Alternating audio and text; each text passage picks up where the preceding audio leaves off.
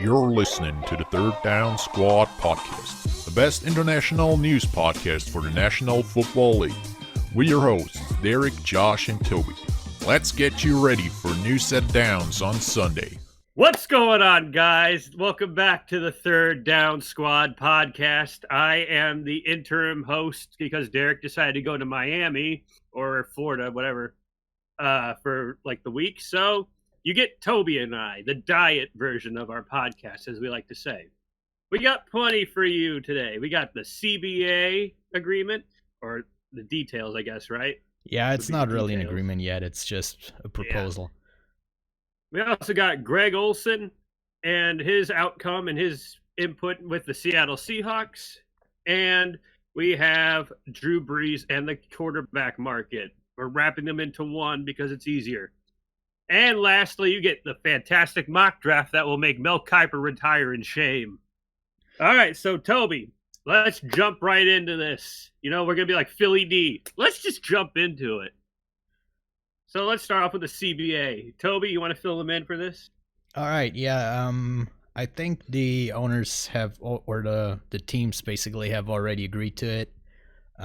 It's an extension to the regular season, having 17 games, and 7 teams making the playoffs right now, which leaves only one team with a bye week at the first week of the playoffs and 3 wildcard games. And it would also add 2 active roster spots to every team over the season. So basically, more players on one roster, and the season would be 1 week longer, which would push the Super Bowl to not be on the first weekend of February, but the second weekend of February. And a lot of people are asking for the season to be extended 1 more week, for it to be on President's Day weekend, for them to have a day off on Monday after the Super Bowl and finally have that national holiday for Super Bowl Sunday included into it. So, yeah, since Josh already said it, we're going to discuss the topic. So, Josh, what do you think about the extension to 17 games? And, I mean, there has been a lot of, controversy surrounding the payment of the players. Yeah, I mean, you gotta. Their contracts are meant for 16 weeks. That's the thing.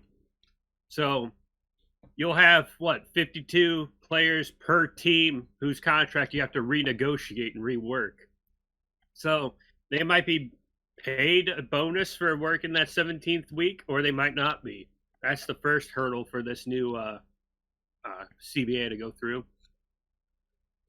It's like, from a football fan perspective, I like it, but from a, outsider's point of view, it's like, why do we have to risk 1 more week for a possible injury, Or, I mean, there are some good and some bad. The good is that somebody could actually break the 16-0 season at some point, making it 17-0.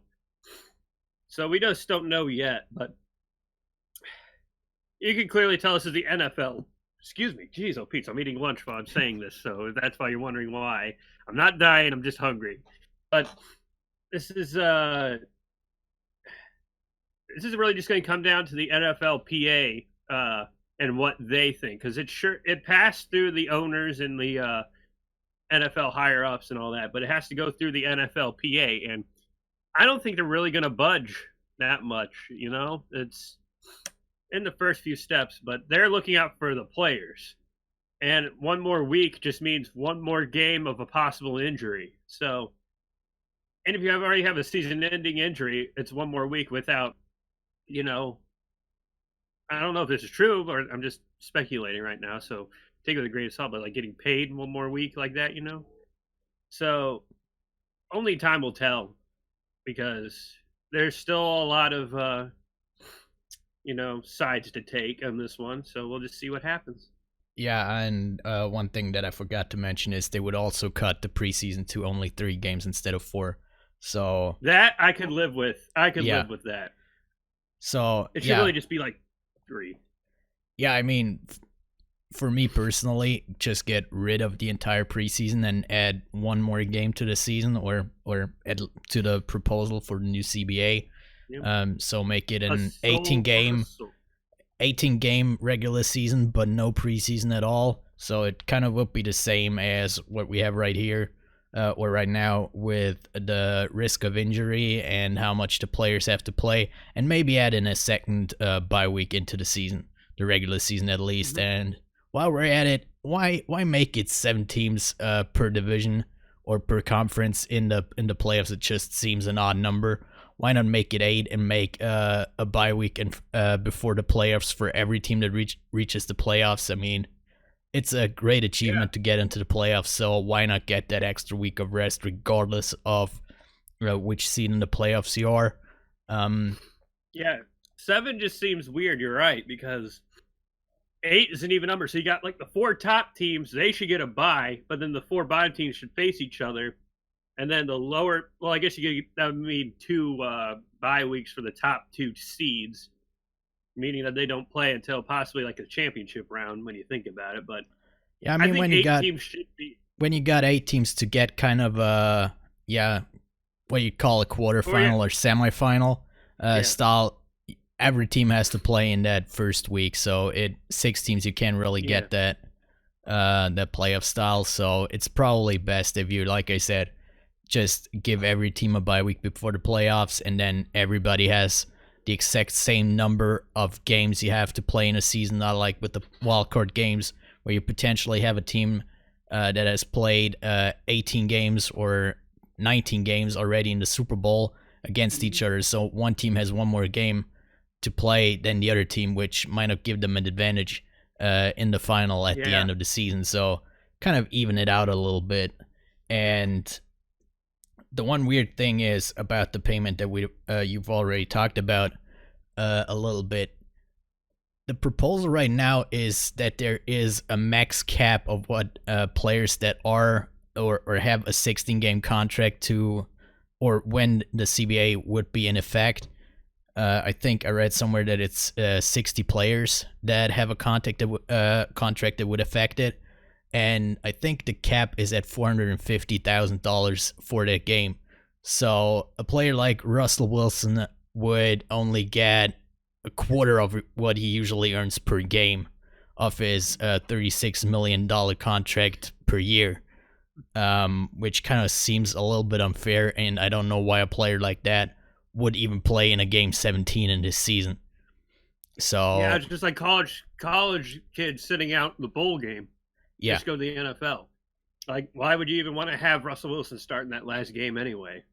It's just one of those things where it's kind of like, it's making you think that it's probably fine the way it is now when people start throwing ideas like this out, where you just go, it's getting way too complicated, and I like the old system. Yeah, so I think instead of making it like this coming year, I'd say push it down to like the like 4 seasons from now, you know? Yeah. Not like this one coming in, but like work it slowly, because it just seems like you're rushing it together just to get more views from like the television. Yeah, and like you said, why change anything about it? There is nothing broken about it, so why fix something that isn't broken? And one thing I'm actually curious about is, with 17 games in one season, what do you do about scheduling? Because right now, the scheduling process as it is kind of the perfect way. You have 6 games against the division opponents. You have one division out of your conference that you have to play each year, and one division out of the other conference you have to play each year, plus the other 2 conference teams that placed in the same spot in the division as your team has placed the last season. So that's kind of the perfect solution there is right now. So how do you add that odd 17th game in there? Do you make it a random game against another opponent from any division in the league? Or it just kind of feels weird, the 17 games, and kind of arbitrary number that they just kind of pulled out of somewhere, and not fitting really into the style of the NFL. Yeah, this is like trying to see if they can make the NFL feel more like the college football, where the top 4 teams matter, but then there's everybody else. But instead of just leaving it the top 4 teams play for the national championship, it's also the other 6 teams below, making them feel worth something, because it's almost looking like if you don't stop, you're going to make it so that almost every team will make the playoff at one point. Pretty much getting rid of the idea of a playoff when you have all these other teams. It's going to be like a football battle royale. It's what it's starting to look like. Which I think would be a lot better than the playoffs. Just have every team make the playoffs, and then your final, I guess, standings would dictate which spot, 1 to 32, and you all play in one single playoff bracket. I would actually enjoy that. Yeah, I that's actually not a bad idea. I mean, 32 might be a little bit too much, but make it half the league, make it a 16-team playoff, and have them face off. That would actually be pretty cool. Kind of get rid of the preseason, do the regular season as you did right now, and just put 16 teams through into the playoffs. That's actually not a bad idea. If they did it like that, the Browns would probably make it at that point in the playoffs if it was like that. Well, they probably do, but probably the Cowboys still miss the playoffs. Oh, they probably will. No doubt about that. Let us know in the comments if you think that a 16-team playoff bracket like that would work, and what you would do to change it. Yeah, kind of give us your ideas. Kind of post them down below in the comments like Josh said, or if you're listening on Spotify, just post or tweet us on Twitter at T3DS_NFL. Let us know what you think. Yeah, there's no way I was going to get that Twitter handle. Remember when I tried it on the radio show? Oh, yes, I was not going to be able to get that. I do, yeah. I think I still got the audio somewhere. I butchered it. That's putting it lightly, yeah. But yeah, we're moving on to our second topic we have today, and it's Greg Olsen going to the Seattle Seahawks. I mean, Seattle really is known to not have really a decent tight end. No, they had Jimmy Graham a couple of years ago, but he didn't really do nearly as well as he did with the Saints the years before that. So, Josh, what do you think? Is Greg Olsen really going to make a difference in Seattle with Russell Wilson? We kind of said the same thing when they got Jimmy Graham. Is he going to make a difference for Russell Wilson? And he barely made a difference. So I think we're in the same boat like we were with Jimmy Graham.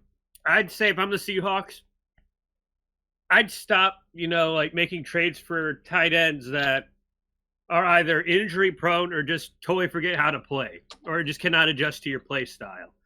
And I think it probably would have been better off, drafting a tight end this year and working him in and incorporating him properly.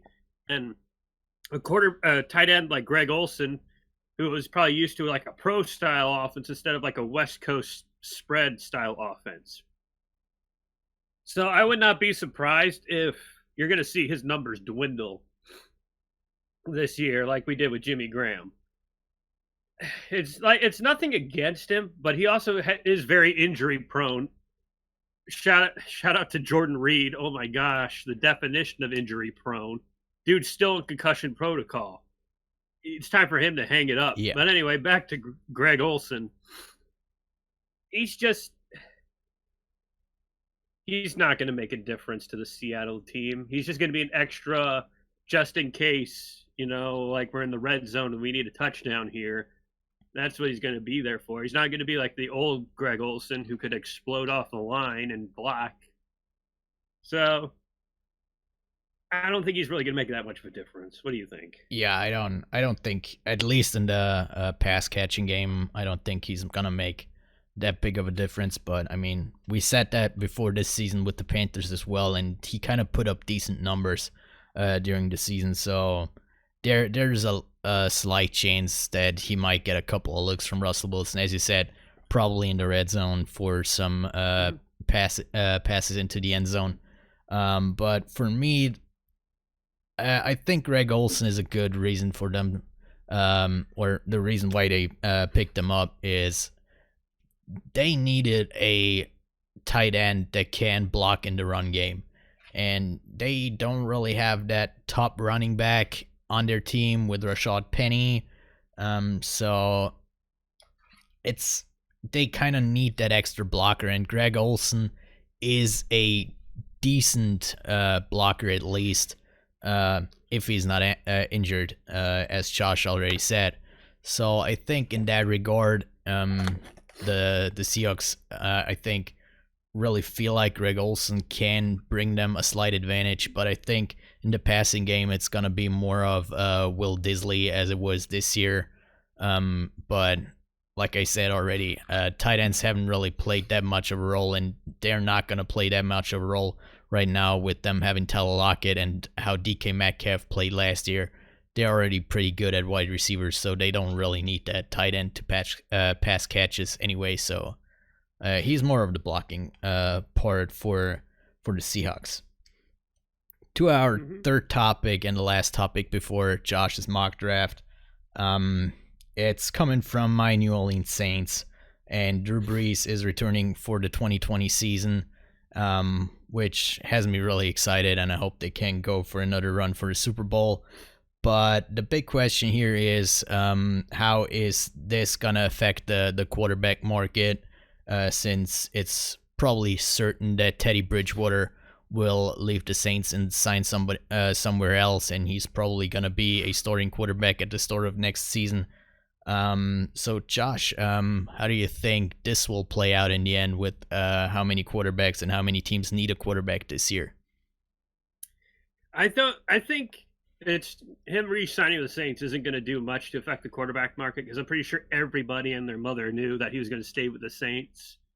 So I think they already planned around it, and I think you're right. Teddy Bridgewater will probably leave the Saints.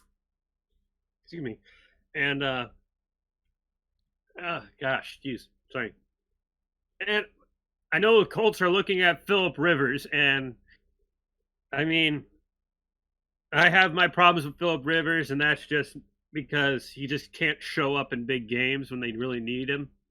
And I don't know if that's due to coaching or just Phillip Rivers himself, but I'm cautiously optimistic about Phillip Rivers coming to the Colts.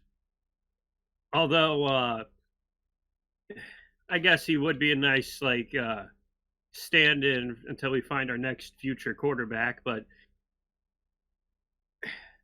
you also have to think about where Cam Newton might possibly go too when you think about it. I mean, he's just turned 30, I believe, here. Yeah, something around that. Yeah. And we don't know where he'll be going. We also just don't know about Jameis Winston. After we had that discussion about him getting his LASIK eye surgery, I don't know if that'll be a turn on for most of the other teams looking for a quarterback or not. But I definitely know that Teddy Bridgewater will probably get signed by another team. My money is going to be on the Buccaneers, if anything. The Lions, I've heard rumors about Tua Tagovailoa going there, and how Tua's family does not want him going to Detroit. And it's not because it's a bad city. It's just because they know that team is probably going to go through another upheaval at the end of this coming season, which I think is a smart decision on the Tagovailoa family. Overall, I think the QB market is going to stay perfectly fine because, like I said before, everybody knew Drew Brees was probably going to re-sign with the Saints anyway, so that wasn't going to change anybody's ideas. But we'll have to find out. And I can't wait for free agency because the Colts have the number one cap space in the NFL, and right below them is the Browns. So I cannot wait to see what the Colts bring in with that 150 million, whatever, cap space they have. It's ridiculous. All right, what do you think, Toby? I mean, you talked about certainty surrounding Drew Brees coming back to the Saints, and it was not for certain at all in the Saints community. There was a lot of fear that that Brees could actually hang it up this year, because he dropped a couple of hints this year that he might actually be done, with him saying, okay, family comes first and all that stuff. So I think the decision might affect the quarterback market a little bit, in the sense that, as I've already said, Teddy Bridgewater is for sure going to leave the Saints, because they can't pay two quarterbacks at the caliber of Drew Brees and Teddy Bridgewater anymore, and or at least Teddy Bridgewater is going to get a really good offer for as a starting quarterback from another team that the Saints can't match anymore, like they did last year when he already had an offer from Miami, and the Saints gave him almost the same money, but he opted to stay with the Saints because he knew what kind of a dumpster fire Miami would be. So in that regard, like I said, it's gonna affect the quarterback market that Teddy Bridgewater is out there, and like you said, Josh, there are even a lot of teams in the division, with probably the Panthers getting rid of Cam Newton, and the Buccaneers. But from what I saw from Teddy Bridgewater, he grew really close to the Saints, and with them giving him the chance after his knee injury, I don't think he's really comfortable with playing against the Saints twice a year. So I think if he has the option, he would go out of the NFC South, and I think the Tennessee Titans would be a really good fit for him. But when we're talking about the quarterback market, there are a bunch of rumors out there that there are talks already with Tom Brady going there. And as you said, Phillip Rivers probably going to the Colts, which wouldn't be that bad of an idea, but also could see Teddy Bridgewater go into the Colts as the young quarterback who could play there for a couple of years. I mean, Teddy Bridgewater could be the next guy up in New England. Who knows? And I think he would probably do really well with Bill Belichick and the Patriots. You could be like Noah and say that the Patriots are going to make a trade for Brissett again, just to let him get his feet wet to starting. He goes back to New England, so that could be a thing. And then beats the Colts in the playoffs. Yeah, that's going to happen, knowing my luck. That's going to, look, literally, my luck. It's my luck. It's no longer there. All right.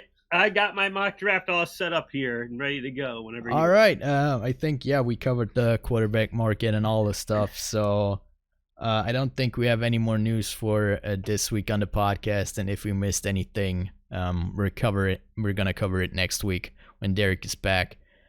So yeah, he's our news person. We just give our thoughts. Yeah, that's basically how it goes. And I mean, yeah, we did 3 topics. Well so him. Yeah. But yeah, Josh, go on and start us off with the Cincinnati Bengals. All right, you ready for this magic? Because this is going to be one hell of a ride. I'm going to tell you this right now, folks. Okay, now, with the first pick, the Cincinnati Bengals, they got their choice of the 2 best on either defense or offense. And you know what the old saying is, Toby? Defense wins championships. With the first pick of the NFL draft, the Cincinnati Bengals draft Chase Young, edge rusher out of Ohio State. Now, I like this one because I think Andy Dalton's got something in him, and it's just going to take a while, and their offensive line was not at 100%. I think you take the top defensive talent that pretty much ever come out of the draft since Lawrence Taylor, and I would take advantage of that. Now, Washington. With the 2nd overall pick, the Washington Redskins draft Jeff Okudah, cornerback, Washington. Or Ohio State as well, sorry. With the release of Josh Norman, and I think that they're going to start looking at a secondary. So I would start with Okudah and work our way back. Now, the 3rd pick in the NFL, the 2020 NFL draft, the Detroit Lions select Isaiah Simmons, linebacker out of LSU. I don't think they take Tua at 3. I think they stick with making their defense better, and I think Isaiah Simmons is probably the best linebacker in this draft right now before the Combine. So I think the Lions are going to rebuild that defense. With the 4th pick, the New York Giants select Jerry Jeudy, wide receiver, Alabama. I think that you have to get. I know that the Giants, I should say, have a feeling that they need to get an offensive lineman, which I think is true as well. But you also need to have like talent at the wide receiver position. You just can't have Saquon Barkley just do all the stuff for you. You got to get other people involved. So I'd say Jerry Jeudy with the 4th overall pick. With the 5th pick, the Miami Dolphins select Joe Burrow, quarterback out of LSU. Look at that, folks. Look at that. Joe Burrow is not the number 1 pick on my mock draft. I can't wait to hear people say, you dummy, you don't know NFL. And I tell you what, I say, no, sir or ma'am. It's just that I just see him going to the Miami Dolphins more than the Bengals. It's just because Chase Young is probably that better of a overall player, in my opinion. Now with the 6th pick, the Los Angeles Chargers select Justin Herbert, quarterback out of Oregon. As much as I want him to go to the Colts, I don't think he's gonna make it outside the top 7 when it comes to the draft class. Now with the 7th overall pick, the Carolina Panthers select Jordan Love, quarterback out of Utah State. With Cam Newton being gone and pretty much some of the top quarterbacks already off the board, I think that Jordan Love will end up going to Carolina and filling in the shoes of Cam Newton. All right, with the last pick of this section right here, the Arizona Cardinals select Andrew Thomas, offensive tackle out of Georgia. So you got Kyler Murray and you got your wide receivers set. You just got to start protecting Kyler Murray. So I would start with Andrew Thomas. He seems to be a very versatile offensive lineman, and I think he'll be a great fit for this Arizona Cardinals offense. All right, Toby. And hang on. Let's see if we can hear Derek screaming in Miami. Hold on. Let's give it 5 seconds. You hear that? Yeah, that's Derek screaming at me saying I'm dumb and I don't know the NFL. All right, Toby, what do you got for me? I kind of like the approach that Cincinnati's not gonna go with Joe Burrow and they take Chase Young 1st overall. I kind of disagree with them sticking with Andy Dalton. I think if they're not going with Joe Burrow, they will probably pick another quarterback out of the free agency market or maybe a trade.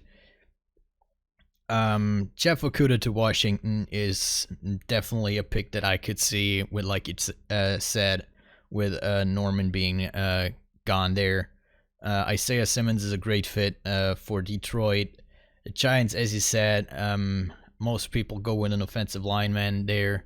I like an offensive lineman there better as well than Jerry Jeudy, but I can see where the appeal for a wide receiver there goes. Joe Burrow to Miami, I think if he actually falls to number 5, that's the pick Miami's going to go with.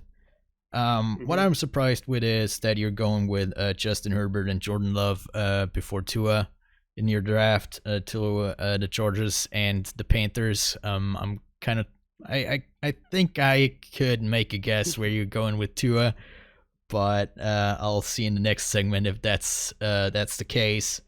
And yeah, if Andrew Thomas is still there, Arizona needs a tackle, like you said. They have, or I mean, they're in the need of a wide receiver, but you can fill that later. And with Kyler Murray, you need somebody on the defensive line. Yeah, this is plenty filled with wide receivers they can get in the second round as well. But all right, going on to number 9, the Jacksonville Jaguars select Derek Brown, defensive tackle out of Auburn, and the defense for the Jaguars is not what it was back in 2017, 2018. And I think they're trying to rebuild that now that they have a quarterback set. So next, the Cleveland Browns select Jedrick Willis, offensive tackle out of Alabama. Now, you heard it once here. You'll hear it again. Trent Williams will never be a Cleveland Brown. And I know that people were desperate to hear him say that. No, it's not going to happen. So you saw the Colts take a guard 6 overall, and it worked fine. So it's okay to take an offensive lineman early in the draft. So that's why I got the Browns taking Jedrick Willis. Now, the other New York team at 11, the New York Jets, select CD Lamb, wide receiver out of Oklahoma. Now, you could say Jermaine Kearse did a lot for the Jets, but he didn't do enough to help Sam Darnold out. So I think with the speed of CD Lamb and his ability to make quick turns down the field will help relieve some of the pressure off of Sam Darnold. So that's why I got CD Lamb going to the New York Jets. At 12, the Las Vegas Raiders select Tua Tagovailoa. It needs some getting used to. Yeah, the Tua Tagovailoa, quarterback out of Alabama. Derek Carr's future is still up in the air, and John Gruden looks like that guy that just wants a deep thrower and accuracy. And I think with his hip injury in college that this is where he'll fall to, right to John Gruden, who's going to bring out the best in him. We'll see, but that's what I feel. All right, the number 13th pick, my Indianapolis Colts select Javon Kinlaw, defensive tackle out of South Carolina. Look, our defense is fantastic, but we just need a stronger defensive line, and I think it starts at the defensive tackle position because that's what helps get the pressure up against the quarterback there to help get the edge rushers taken care of. So, defensive tackle for our pick. At number 14, the Tampa Bay Buccaneers select Christian Fulton, cornerback, LSU. There's a lot to be said about that Tampa Bay defense. They were pretty good this season, I'm not going to lie. They did good at stopping the run, but stopping the pass was another thing. So I think it's time to get some depth in the cornerback position for the Tampa Bay Buccaneers. All right, number 15, the Denver Broncos select Tristan Wirfs, offensive tackle, Iowa. Now, you can say a lot about the Broncos, whether they need a defensive player or an offensive player. They need both. So I think offensive tackle is the way to go because it's looking like they're going to start looking for Drew Lock to take more and more snaps, meaning that he's going to be their future quarterback. So it's time to start protecting that future quarterback early. Ryan Grigson, I know you're not listening to this, but, you can go to hell. All right. Anyway, that being said, number 16, Atlanta Falcons select Xavier McKinney, safety out of Alabama. Now, the defense for the Falcons has been hit or miss, but one thing's for sure, they need a deep ball protector, especially against the Saints. That's where the Saints pretty much torched them this year. Was not right, Toby? Am I wrong? That it was more of the deep throwing, like across the field in the middle section against the Falcons. Yeah, the medium pass, at least in the second game, and what was his Thanksgiving game? I think it was the second Falcon game. Yeah. So sorry, just getting comfortable here. So that's why I think they're going to take Xavier McKinney, the safety. All right, you ready for the spiciest one? I feel like the Dallas Cowboys select Jake Fromm, quarterback out of Georgia. Now, they're probably going to pay Dak Prescott, but this is a scenario in which they don't. I think they take Jake Fromm here at the 17th pick. He's a pretty solid quarterback, but he does have some issues he needs to work out. And I think that McCarthy will probably want to start fresh with a new quarterback, so I think Jake Fromm will be taken at 17. All right, Toby. I think I did enough for that one right there. What do you think? Yeah, I think you did one more than you should have. I got carried away. But yeah, I mean, you got the spicy pick in there. Yeah. I mean, up to that point, I was pretty much with you. I kind of actually thought you'd go with Tua going to the Colts. That would have been my guess. But for me, it's like looking like Philip Rivers is gonna be more and more likely to sign with the Colts the more days go by. So yeah, and I just kind of took that into effect. Yeah, and we know that Las Vegas probably needs a new quarterback anyway. So I think they're gonna go with the new guy from the draft. Going to a new city, you kind of need a new face for your franchise. So I'm gonna start with the Jacksonville Jaguars on top. Like you said, they want to go back to the defense that they were 2 years ago, and the defensive tackle is gonna help them a lot. And Derrick Brown, I think, could be that guy. Cleveland, I don't think I have to say anything about my opinion about them needing an offensive tackle. The Jets, I think we all three went with a wide receiver. I think Derek and I both went with Jerry Jeudy to the Jets, and you went with CeeDee Lamb because you already went with Jeudy to the Giants. But I totally agree with them needing another wide receiver. I'm going to skip to, I've already talked about him, Javon Kinlaw. All three of us picked the same guy for the Colts, so I think we know where the priorities lie for us with the Colts. Yeah. Tampa Bay with the cornerback, I could see it, but they have so many holes. But I probably wouldn't have gone with Christian Fulton as the number 2 cornerback, but I've seen a lot of different rankings for the cornerbacks over the last couple of days. So we probably have to wait for the combine next week to see where the cornerbacks actually rank. Denver going with Tristan Wirfs as an offensive tackle, like you said. If they actually want to go with Drew Lock as their starting quarterback, they definitely need somebody new on their offensive line to protect them. Atlanta with a safety probably wouldn't have been the first need that I would have gone with. I would have gone with the edge rusher as I did in my mock draft last week. But as you said, they could need the help deep against the pass anyway. The Saints didn't do that much this year, especially in the first game that they lost to the Falcons, and they don't really have that much of a deep threat anyway yet, hopefully. And then you came in from, I don't know from where, but Dallas Cowboys picking a quarterback with Jake Fromm. That's okay, yeah. Spicy? That's gotta be the spiciest one. That's not spicy, that's muy caliente.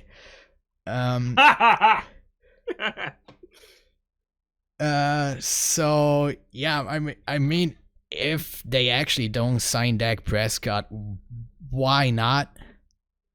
But I'm not sure if Jake Fromm is actually in the first round, so I probably would wait to the second round with Jake Fromm, but there might be a run on quarterbacks, nobody knows. So I can see it in a, I don't know, faraway parallel universe, but probably not in this year's draft.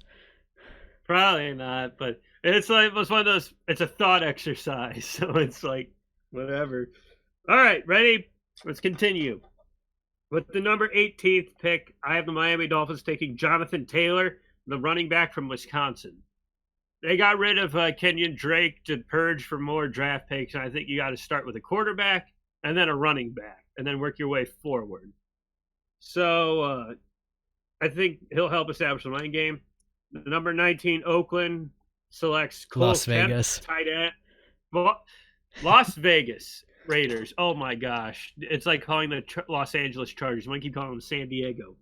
But the Las Vegas Raiders, I still have them as Oakland in here, have them taking Cole Kemp, tight end out of Notre Dame.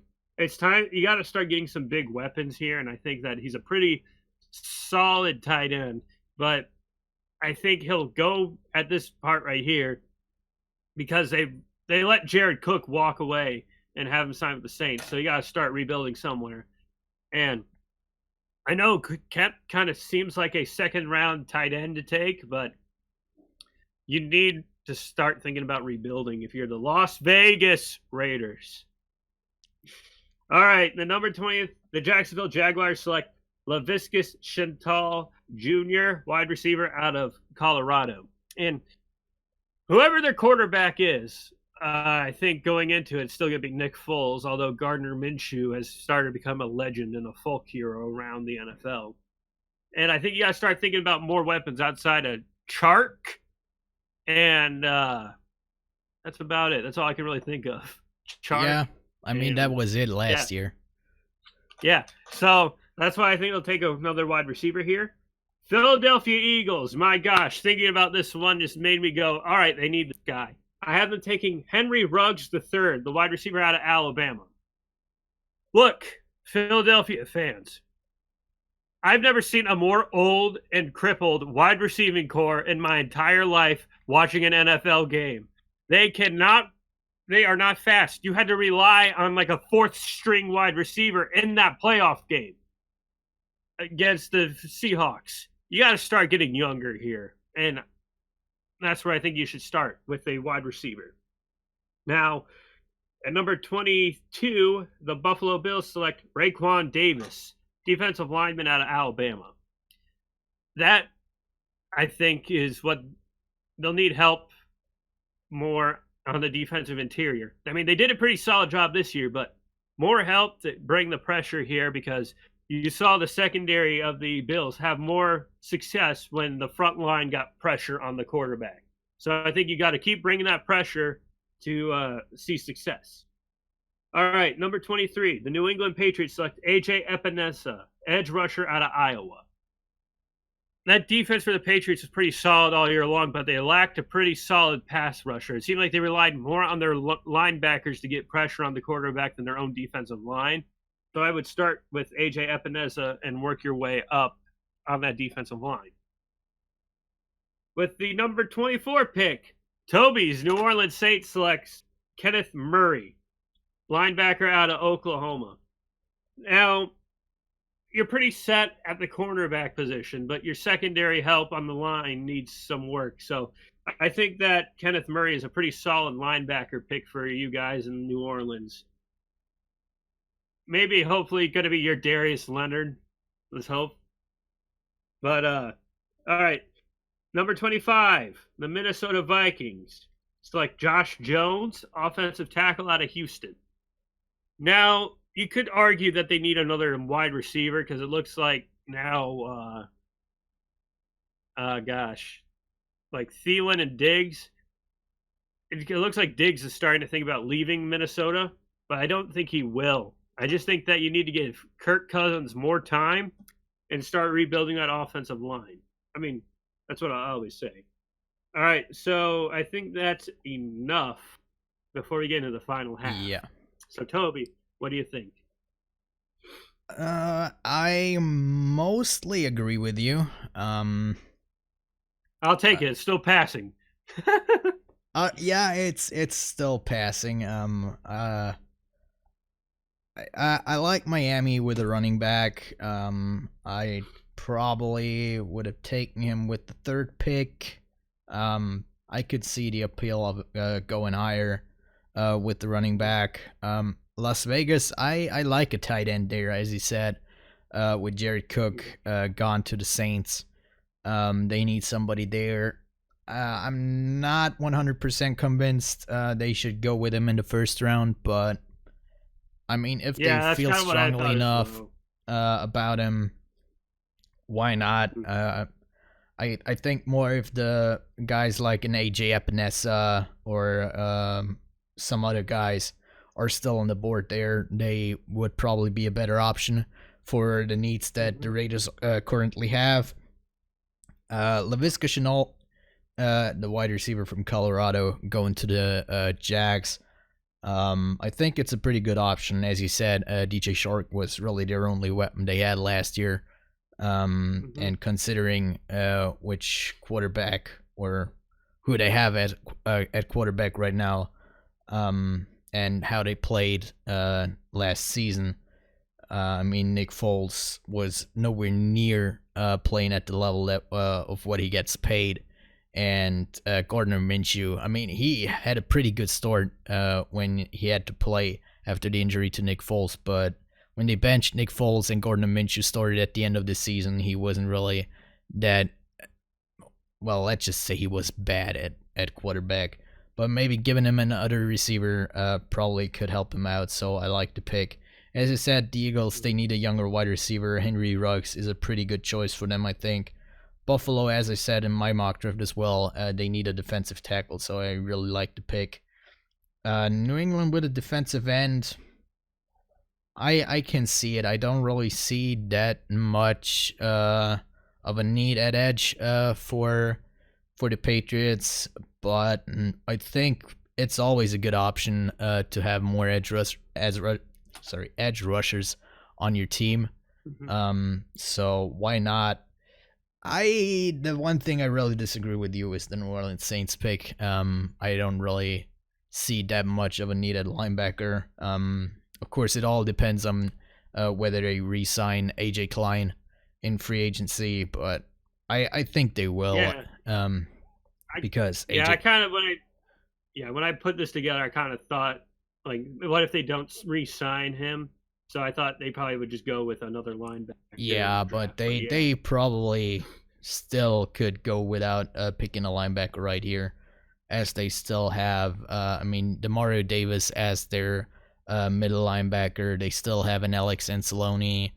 There are a couple of other guys behind him that are on special teams right now. So linebacker is not really the need, and I think the real need that you kind of said is not really a need is the quarterback position, actually. Opposite of Marshawn Lattimore. Yeah, they have Eli Apple, but the last 2 seasons, or since he signed with the Saints, he was the guy who had the most injuries penalties for them. So I think it's time to move on and get another cornerback right here, opposite of Marshawn Lattimore. And Minnesota, yeah, I guess you could go with a tackle right there. It's not a bad idea. Yeah, like you said, it's kind of depending if Stephon Diggs actually wants to leave the Vikings or not, because if he does, I think they need another wide receiver other than Adam Thielen on that team. All right. Last half of this mock draft. It was so fun to make it. And then all right, number 26, the Miami Dolphins select Solomon Kinley, offensive lineman out of Georgia. So let's say they either get Joe Burrow or Tua. You're going to have to protect them.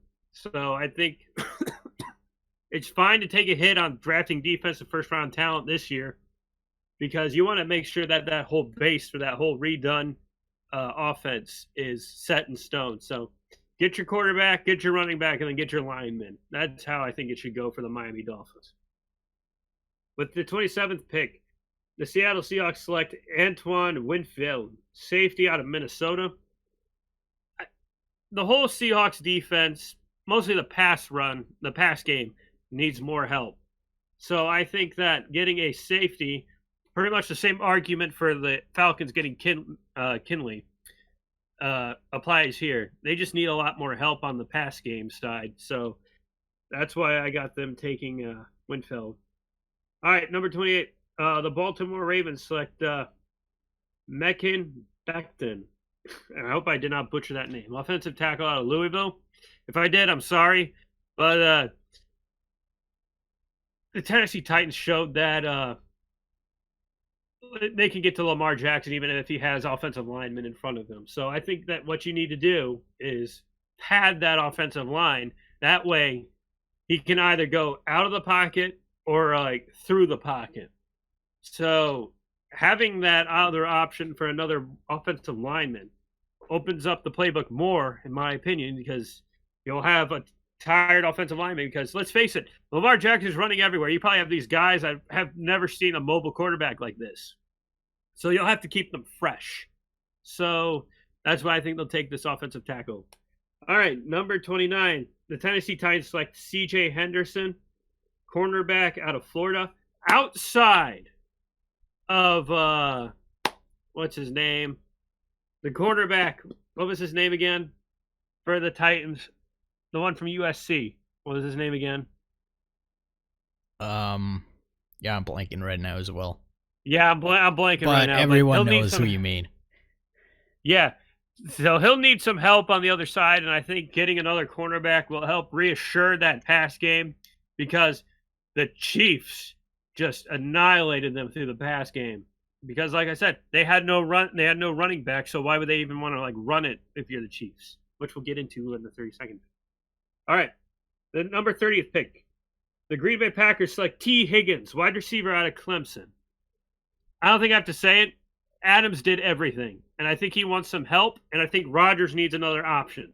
So that's why I think they're going to take T. Higgins at the 30th pick to help open up that playbook more for Rodgers. All right, the 31st pick, the San Francisco 49ers select Trevon Diggs, cornerback out of Alabama. Dude, Richard Sherman got burnt faster than a pancake left on a griddle. Oh, my gosh. Tyreek Hill just torched that man. Oh, my gosh, dude. I never thought I'd see something like that ever before. So they're going to need another young cornerback to help keep up with these speedy wide receivers. And I'm pretty sure some San Fran fans will tell you the same thing.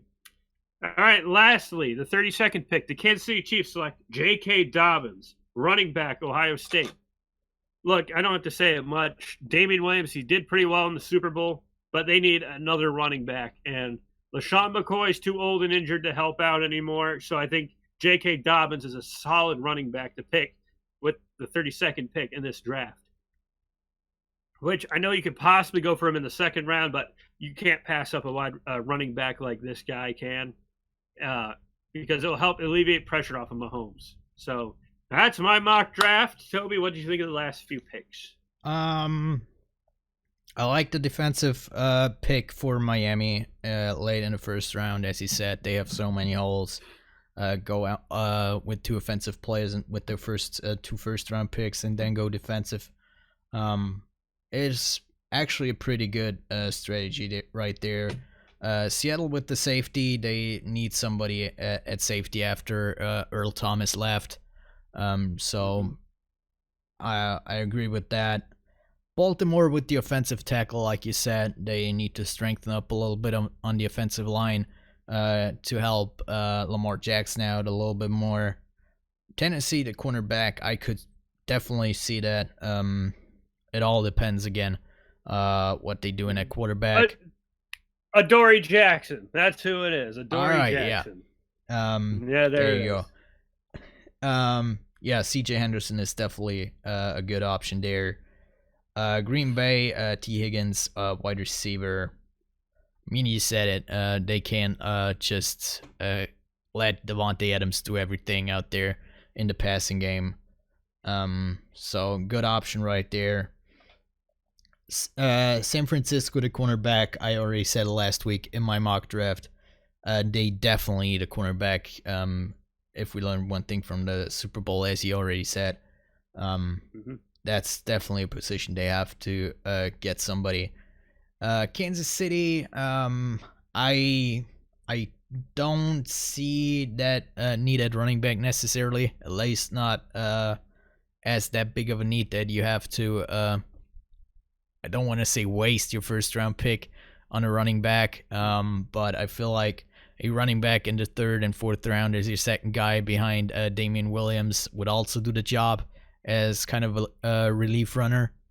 So I would go somewhere else in the first round, get a running back later. Yeah.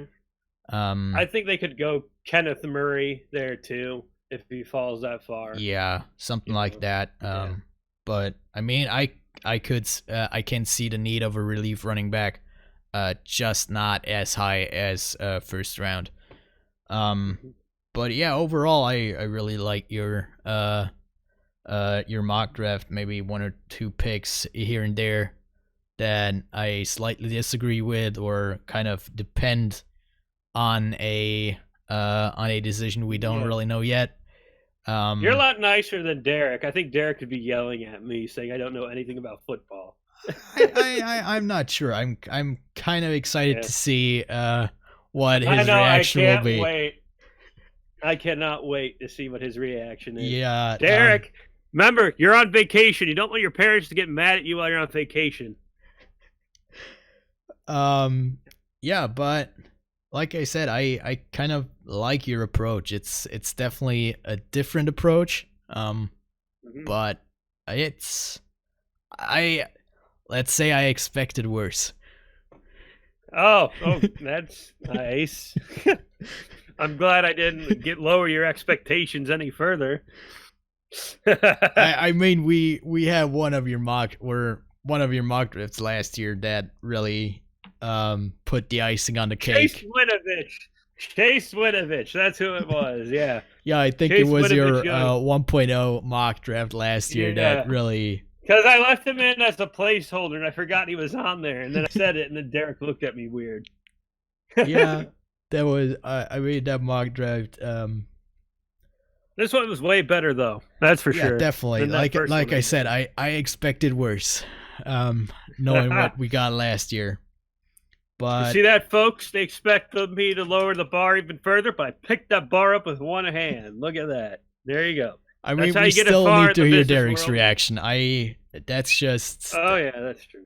Yeah, that's just my thoughts. You hear that, folks? Though you lower the bar for yourself and you pick up that bar. That's how you're gonna make it far in the business world. Here, you gotta set expectations low and then pick up the bar yourself after you set it down by yourself. That's how you get that promotion. You heard it here first. If you get that promotion, shout us out on Twitter saying thank you. All right, and that's already a good way to end the podcast with our Twitter. Let us know what you think on Twitter at T3DS_NFL. If you're watching this on YouTube, comment, like, subscribe, the usual stuff. Hit that bell.